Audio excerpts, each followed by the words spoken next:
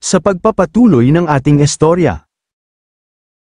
Mula sa itaas ng pavilion, tanaw ang mga taong tahimik na naglalakad sa tabi ng lawa sa kalagitnaan ng gabi, ang hangin ay banayad, at ang tanawin ay tila isang eksena sa panaginip. Samantala, sa isang silid ng pavilion, naroon si Fang Zhao, mag-isang nakatayo sa harap ng basag na mesa, walang bakas ng damdamin sa mukha, malamig ang kanyang tinig nang bigla siyang magsalita, "Lumabas ka na." Sa sandaling yun, lumitaw si Fang Heleng, nakaupo at tila nawala ng pag-asa. Sa likod niya, isang misteryosong tao ang tahimik na nakatayo, mahinahon itong tumugon, "Opo, Panginoon." Galit na galit si Fang Zhao, itinaas ang kamay sa gilid at mariing nagsalita, "Narinig niyo ba ng malinaw? Walang silbi ang pananakot o panunuhol, natalo ka ni Jiang Wang dahil sa tunay niyang lakas. Kahit bigyan mo pa siya ng Dao Energy Stone para mapabilis ang pagbuo ng pundasyon, hindi mo pa rin siya matatalo. Ito ang tinatawag na lantad at walang kapantay na agwat sa likas na kakayahan." Itinaas niya ang kamay, patuloy sa kanyang pagwika, "Para sa iyo, isinantabi ko ang mga resources na dapat ay para sa pinsan mong mas magaling. Para sa iyo, isinuko ko ang napakaraming benepisyo, lahat para lang mabigyan ka ng tsansang makapasok sa inner court, isinugol ko pati ang pinakaimportanteng koneksyon ko. At ikaw, naging katatawanan ka sa buong Maple City, at ngayon, tuluyan mo nang sinuko ang sarili mo, para kang basurang wala ng silbi, dahil sa iyo, minamaliit na ang buong pamilya Fang." Umiiyak si Fang Heleng, takot na takot habang nakaupo, nanginginig ang tinig niya. "Ayoko rin naman, halos 2 Dao spiral na ang nabuo ko. Pero isang atake lang mula sa kanya, bagsak na ako, hindi pa nga siya nakaka-establish ng pundasyon, oo na. Aminado akong karaniwan lang ang talento ko, tinatanggap ko na. Pero ano pa ba ang magagawa ko? Nagsumikap naman ako, ginawa ko na ang lahat, ano pa ba ang gusto mong gawin ko? Sabihin mo sakin, turuan mo ako?" Nanginginig ang kamay ni Fang Zhao sa tindi ng galit, lumapit siya kay Fang Heleng, tila sasaktan ito. Pero pinigilan ang sarili, sumigaw siya, "Kung ganun, patunayan mo ulit, ipakita mo sa lahat." Yumuko siya, inilapat ang kanyang noo sa noo ng anak, hinawakan ang mukha nito at mariing nagsabi, "Basta't handa kang muling subukan, kahit ano pa ang kapalit, kahit ang buhay kong ito, bilang ama mo, gagawin ko ang lahat para tulungan ka. Pero ikaw, kailangan mong magsikap at patunayan ang sarili mo, anak ko." Kinabukasan, sa isang bahagi ng gubat, isang malaking karwaheng gawa sa baging ang unti-unting gumagalaw paabante. Samantala, isang misteryosong nilalang ang nanginginig, may usok sa bibig at kumikislap ang mga mata, bigla itong humikbi. Isang dalagitang babae ang mariing nagsalita habang binabato ang nilalang at hinihila ang karwahe. "Tama na ang iyak, bilis, hilahin mo na yan." Ang dalagitang iyon ay si Sun Xiaomi, ang kinatawan ng Sunshine City. Malamig ang kanyang tinig habang nagsalita, "Malapit na tayong dumating."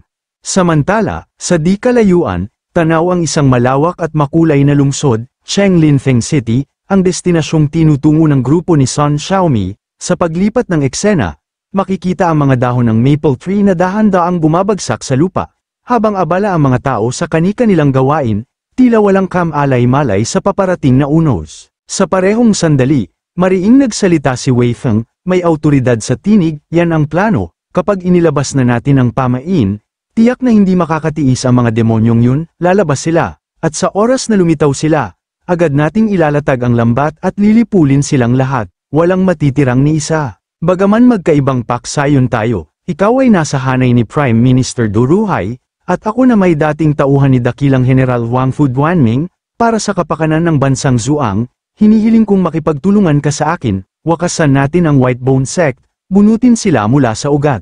Mahinahon ang sagot ni Principal Dong A, bahagyang nakayuko at nakapikit ang mga mata, "Hindi ko inasahan na nakalap mo na pala ang ganito karaming impormasyon.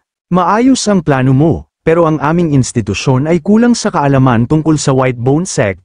Paano mo inaasahan ang aming pakikipagtulungan kung hindi namin alam ang kalaban?" Isa pa, sa mahalagang okasyon tulad ng Sancheng Lundao, sobrang higpit ng seguridad sa Fenglin City. Karapat-dapat ba talaga ang bagay na yun para isugal ang ganito kalaking panganib?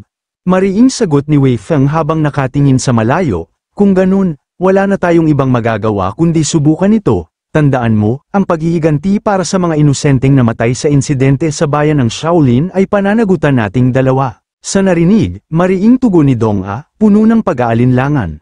"Ngunit gaano nga ba kalalim ang tiwala mo sa tagumpay ng plano? Kung sakaling lumitaw ang White Bone Sect, handa ka bang ipagsapalaran ang kapakanan at kaligtasan ng buong mamamayan ng Maple City? Hindi basta-basta ang kalaban natin, hindi sila mangmang para maglunsad ng sakripisyo sa Shaolin Town habang mahigpit ang ating pagbabantay. Ang kinatatakutan ko, baka hindi natin sila mahuli, at sa halip, mga inosente pa ang madamay.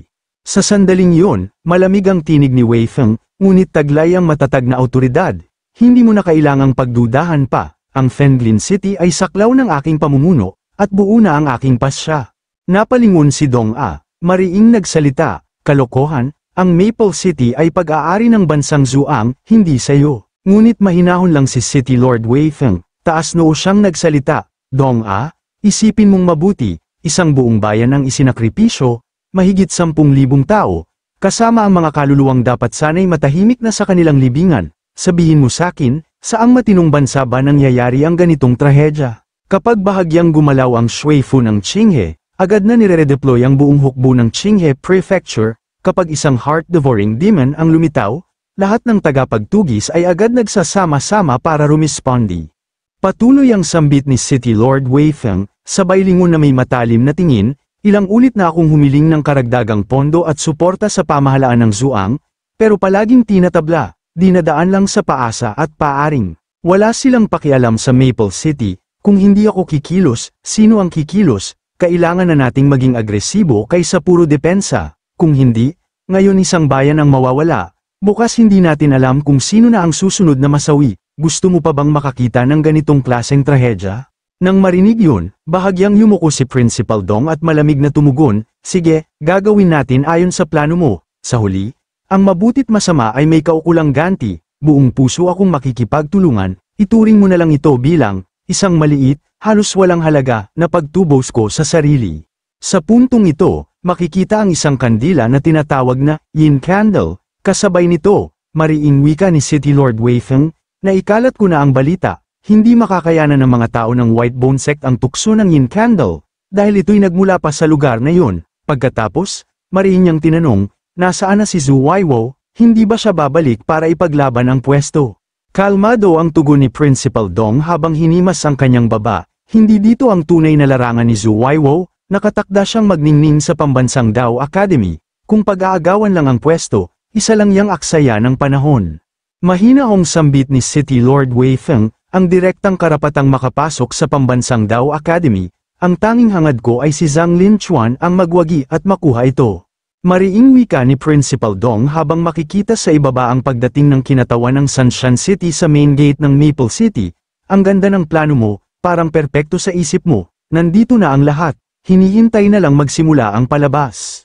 Samantala, makikita na unti-unting naglalakad sina Sun Xiaomi kasama ang iba pang kinatawan ng Sunshine City. Nang makita ito, mariing napawika ang mga tao sa paligid, wow, ang laki ng karwaheng yan.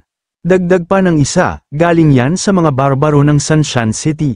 Sambit naman ng isa na may pagtataka, tingnan mo siya, ang laki niya. Takot na wika ng isang matanda, halimaw yun, mas malaki pa ang katawan niya kaysa sa oso, parang hindi tao, parang halimaw talaga. Lumipat ang eksena kung saan makikita sina Ling He, Jiang Wang, at Zhao Ruqeng sa labas na nag-uusap, kasabay nito, mariing wika ni Zhao Ruqeng, brother, tingnan mo yung taong yun, nakakadene pa. Hindi kaya nagpadala ang Sunshine City ng isang tunay na kriminal o halimaw para lumaban. Dagdag naman ni Jiang Wang, posible nga, sa pagkakaalam ko, ang sino mang mananalo sa hanay ng mga 5th year ay diretsyong makakapasok sa pambansang Dao Academy. Agad namang tumugon si Ling He sabay lingon sa likod kay Zhao Ruqeng, kayong dalawa, huwag magsalita ng bastos. Di nagtagal, dumating na ang mga kinatawan mula sa Sunshine City. Nang makita yon, yumuko ng bahagya si Ling He bilang respeto, at mahinaong nagsabi, mga kapwa taga-Dao ng Sunshine City, ako si Ling He ng Fenglin City Dao Academy. Matagal na po akong naghihintay, pakiusap, sumunod po kayo sa akin, pupunta muna tayo sa Dao Academy para makapagpahinga, at mamaya naman, ipapakita ko sa inyo ang lugar ng pagtatalo ng Dao. Sa puntong ito, makikita na dahan-daang lumalakad sa gitna ang kinatawan ng Sunshine City habang sina Ling He, Jiang Wang, at Zhao Ruqeng ay inaalalayan ang mga panauhin. Samantala, habang patuloy sa paglalakad ang mga kinatawan ng Sunshine City, dalawang lalaki ang makikitang nag-uusap sa gilid ng bintana ng second floor ng bahay habang umiinom ng tsaa.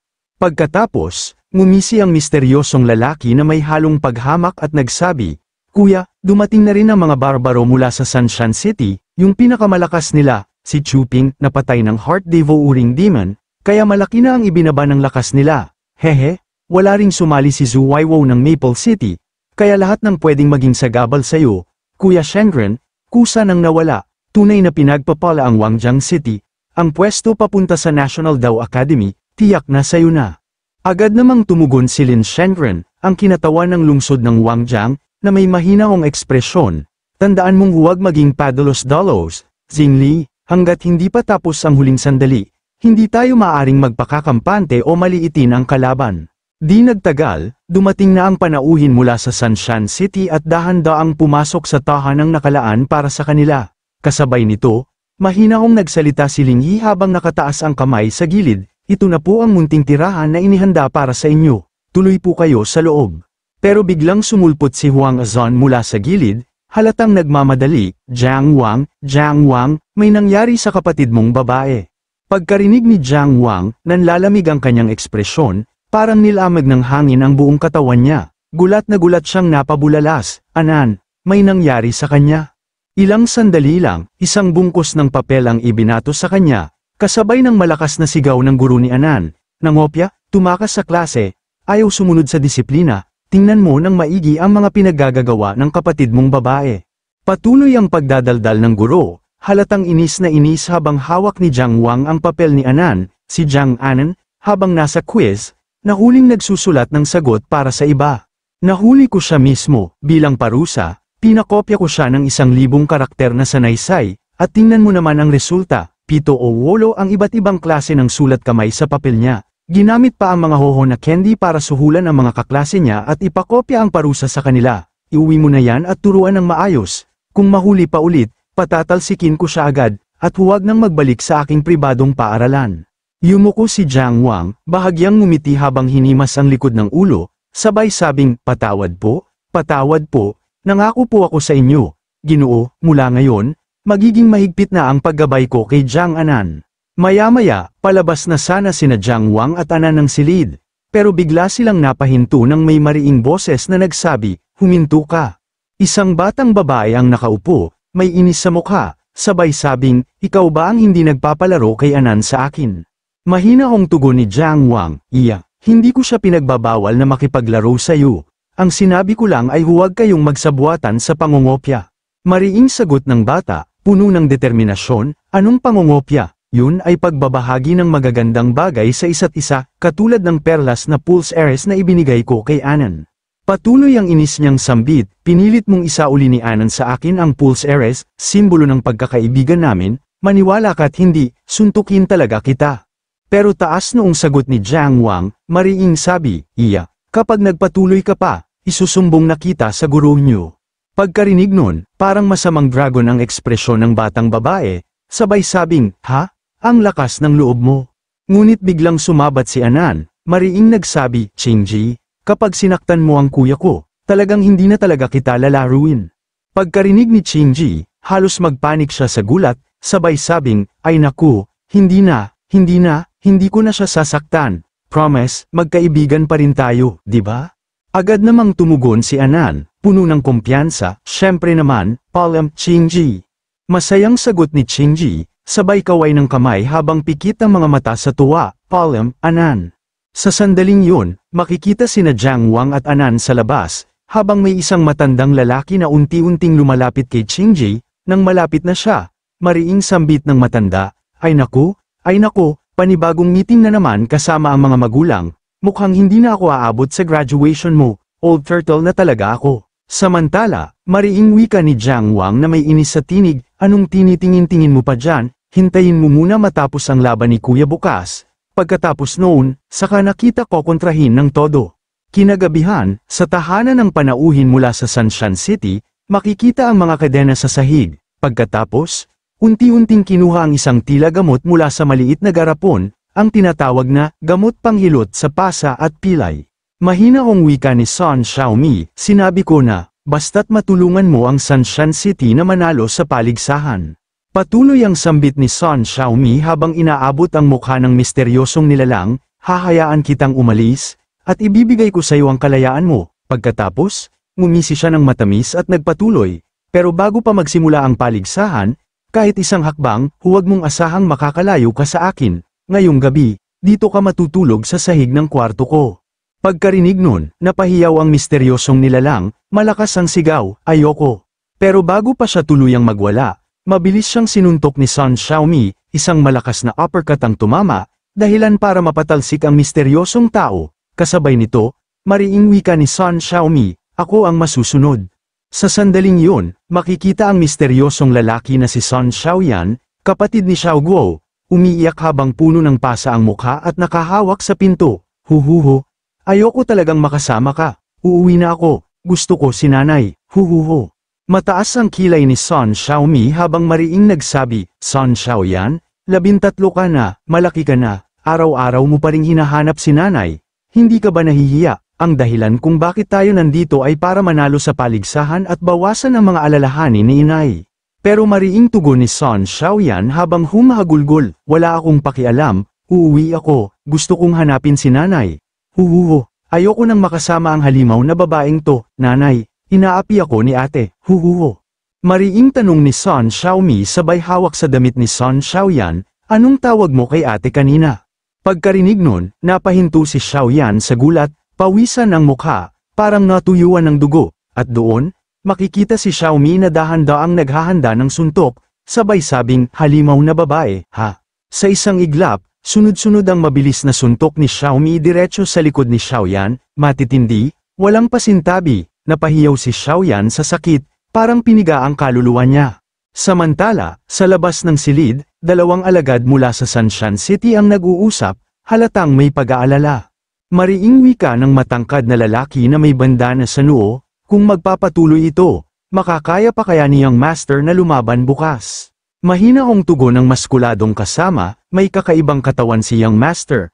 Kaya, siguro naman ay wala namang magiging problema, di ba? Sa puntong ito, makikita mula sa labas sina Xiaomi at Xiaoyan, nag-uusap habang may bahid pa ng tensyon sa hangin, mahina ang wika ni Xiaomi habang nilalagyan ng gamot ang mukha ni Xiaoyan, behave na, ha, lalagyan ka ulit ni ate ng gamot, at bawal ng makulit, mariing tugon ni Xiaoyan, habang bahagyang nakangiti sa kabila ng pasa, salamat po, ate. Kinabukasan, habang iwinawagayway ng hangin ang watawat ng Maple Tree City sa gitna ng malalaglag na dahon ng maple trees, nagsimula ng magtipon ng mga tao sa paligid, lahat ay sabik na sabik sa inaabang ang kompetisyon, biglang umalingaw-ngaw ang isang malakas na tinig sa buong lugar. Ang matagal nang hinihintay ng lahat, lumitaw si Zhao Rukeng, ang announcer ng paligsahan, hawak ang megaphone at buong siglang sumigaw, maliwanag ang langit, maaliwalas ang paligid, isang magandang senyales. Mga mahal naming kababayan, at mga bisitang galing sa iba't ibang panig, makinig kayong mabuti, ang malaking paligsahan ng tatlong lungsod sa pagtatalo ng Dao ay opisyal nang nagsisimula, ngayon, at ang tagapamahala ng paligsahang ito, walang iba kundi ako, Zhao Rukeng, ang inyong sponsor, tagapagsalita, at tagapaliwanag. Habang nagsasalita si Zhao, makikita ang isang lalaki sa ibaba na hawak ang kahoy na kinatatayuan niya. Sabay sigaw ni Zhao, hayaan nating marinig ng mga bundok ang tibok ng ating damdamin, hayaan nating malasahan ng mga ilog ang tunog ng Dao mula sa mundo ng mga mortal, hayaan nating masaksihan ng mapulang kagubatan ang apoy ng ating pananabik, sigawan natin, sabay-sabay, ng masigabong hiyawan. At gaya ng inaasahan, sabay-sabay na nagliyab sa tuwa ang mga tao, hiyawan sa excitement. Patuloy si Zhao, punong-puno ng kumpiyansa, ayos na ayos, ramdam ko ang init ng inyong suporta, pero bago tayo tuluyang magsimula, kailangan muna nating linawin ang mga patakaran. Sa unang round, hahatiin ito sa tatlong laban, ang pagkakasunod ay bubunutin para patas ang labanan, ang mananalo sa bawat laban ay uusad sa ikalawang round. Sa ikalawang round, ang tatlong natitirang nagwagi ay maglalaban-laban sa paikat na sistema, si A laban kay B, si B laban kay C, at si C laban kay A. Ang panalo ay may 3 puntos, ang tabla ay 1, at ang talo ay 0. Ang may pinakamaraming puntos sa dulo ang magiging kampyon. Pagkatapos ipaliwanag ang patakaran, itinaas ni Zhao ang kamay at masiglang sumigaw. Unang sasabak ay ang mga kalahok mula sa unang taon, palakpakan natin sila. Tinawag niya ang unang kalahok, mula sa lungsod ng kagubatang Maple, Jiang Wang. Biglang sumigaw si Zhao Ruqing patalastas mula sa sponsor. At lumitaw ang isang grupo ng maskuladong lalaki, parang cheer squad ni Jiang Wang, sabay sigaw ng kanilang leader. Si Jiang Wang, walang talo, Jiang Wang, walang talo. Sa gilid, makikita ang mga kaibigan at kapatid ni Jiang Wang na todo suporta. Masiglang sigaw ni Anan, "Kuya, panalo ka na." Pasiga na dagdag ni Ling He, "Jiang Wang, siguradong panalo." At mariing sambit ni Ginang Li, "Ay, hindi ko akalaing ganito palakas aya ang paligsahan." Samantala, lumingon si Xing Li at malamig na nagsabi, "Mga feeling sikat lang naman kayo." Napayuko si Jiang Wang, hawak ang ulo, tila nahihiya sa kanyang cheer squad, sabay bulong ng dismayado, "Itong makong na to, nag-sponsor ng paligsahan para lang sa palabas na to." Patuloy ang masiglang pag-aanunsyo ni Zhao Ruqing habang nasa entablado na sina Jiang Wang at ang kanyang makakalaban, at ang hindi pinalad na makakalaban ni Jiang Wang ay walang iba kundi, mula sa lungsod ng 3 kabundukan, Yang Xingyong. Sa sandaling yun, walang emosyon na nagsalita si Yang Xingyong, "Kamusta? Ikinalulugod kitang makalaban, pakiusap, ituro mo sa akin ang marami pa." Nakatayo na ang mga kalahok sa gitna ng kani-kanilang entablado, sabay sigaw ni Zhao Ruqing, kung ang isa ay sumuko, nawala ng malay, o nahulog palabas ng arena, doon matutukoy ang panalo at talo. At sa isang malakas na sigaw, ang 6 na manlalaro ay nakapwesto na sa kani-kanilang lugar, "Laban, simula na, magsimula na." Yumuko si Yang Xingyong, pumikit, at agad nagsagawa ng hand seal, pero bigla siyang napadilat. Si Jiang Wang ay mabilis na sumugod, ngunit si Yang Xingyong, kalmado lang, nakatayo, walang emosyon. Matalim ang tingin ni Jiang Wang, nakataas ang kamay, handang umatake. Si Yang Xingyong naman ay tahimik na nakatitig sa dulo ng espada ni Jiang Wang na papalapit sa kanyang mukha. Bigla, isang counter-attack ang isinagawa ni Yang Xingyong mula sa sahig, nagkalas ang lupa, tila sumibol ang mga matutulis na bato. Mabilis na lumundag si Jiang Wang ng ilang metro para makaiwas, ang mga spike na bato ay halos tumama sa kanya. Napanganga ang mga manunood, hindi makapaniwala sa kanilang nasaksihan. Nakatayo si Yang Xingyong sa gitna ng mga matutulis na bato, mula sa kanyang teknik na tinatawag, kasanayan ng lumilitaw na sibat mula sa lupa. Sa isip ni Jiang Wang, mariing bulong, "Kanina, kaya ko sanang tapusin siya sa isang saksak sa lalamunan, pero siguradong tutuhugin din ng sumisibol na mga sibat ang aking mga paa." May susunod pang laban, ang ipagpalit ang tagumpay sa kapinsalaan ay hindi sulit, malamang ay inasahan na rin niya yun, pero kahit umabot na ang espada ko sa pagitan ng kanyang mga kilay, hindi man lang natinag ang kanyang paggawa ng hand seals, matatag ang kanyang loob at layunin, hindi siya madaling kalaban. Bigla, tumakbo si Yang Xingyong papunta sa direksyon ng mga spike, siya naman ang susugod, sabay sigaw, "Ako naman ang susugod." Sa isang iglap, sunod-sunod ang kanyang pag-atake sa mga spike na bato, tumilapon ang mga talam ng bato diretso kay Jiang Wang, pero hindi natinag si Jiang Wang, kalmado lang habang sumusugod, mabilis niyang iniwasan isa-isa ang mga batong sibat. Mariing bulong niya sa isip, tunay ngang bihasa ang mga tagapaglinang mula sa lungsod ng 3 kabundukan pagdating sa mga daw teknik ng elemento ng lupa at pagpapalakas ng katawan. Bagamat malalakas ang mga ito, kulang naman sa liksi, kung mapapanatili ko ang bilis ko. Pero bigla, nanlaki ang mata ni Jiang Wang, isang mabilis na suntok ang paparating, si Yang Xingyong, gamit ang kamaong balot ng bato, ay umatake. Dali-daling ginamit ni Jiang Wang ang kanyang Jianyang espada para salagin ito. Nagtagumpay siya, pero napaatras ng ilang metro. Mariing bulong ni Jiang Wang, ang bilis niya, bakit, ganito? Pero hindi pa tapos si Yang Xingyong, mabilis siyang tumalon gamit ang Earth Spike, direkta sa direksyon ni Jiang Wang. Kasunod nito, sunod-sunod ang kanyang mga kamaong balot ng bato, bawat suntok ay naglalabas ng matinding pressure sa paligid. Ngunit si Jiang Wang, kalmado pa rin, mabilis na sinasalag ang bawat atake gamit ang kanyang espada. Sa sandaling yun, mariing bulong ni Jiang Wang habang matalim ang kanyang titig. Ginamit niya ang Earth Spike technique para ipalipad ang sarili at punan ang kakulangan niya sa bilis, talagang matalino. Pero bilang isang foundation level cultivator, limitado ang kanyang Dao energy, hindi niya kayang panatilihin ang ganitong teknik ng matagal. Kung tatagal ang laban, siguradong ako ang may kalamangan gamit ang aking espada. Pero bigla, nanlaki ang mata ni Jiang Wang, nakita niyang mahigpit na hinawakan ni Yang Xingyong ang kanyang espada. Malamig na wika ni Yang Xingyong, "Kapag nawasak ko ang espada mo, mawawala na ang lahat ng kalamangan mo." At sa isang iglap, pinakawalan ni Yang Xingyong ang isang malakas na suntok, tumilapon si Jiang Wang ng ilang metro. Samantala, makikita sina Ling He, Anan, at Huang Zon, hindi makakibo sa matinding gulat, sabay sigaw ni Anan, puno ng pag-aalala, kuya. Napanganga si Zhao Rukeng, sabay mariing tawag, Jiang Wang. Sa sandaling yun, sa gitna ng unti-unting naglalahong usok, lumitaw ang figure ni Jiang Wang, nakatayo sa di kalayuan, seryoso ang ekspresyon, determinado, at punit-punit ang damit, at doon, ginamit ni Jiang Wang ang isa sa kanyang kasanayan sa body refinement, Force-Spirit Body Refining Technique, Xuanwu, isang makapangyarihang teknik na may wangis ng isang dambuhalang berdeng pagong na may buntot ng ahas, simbolo ng katatagan, proteksyon, at lakas mula sa kalikasan.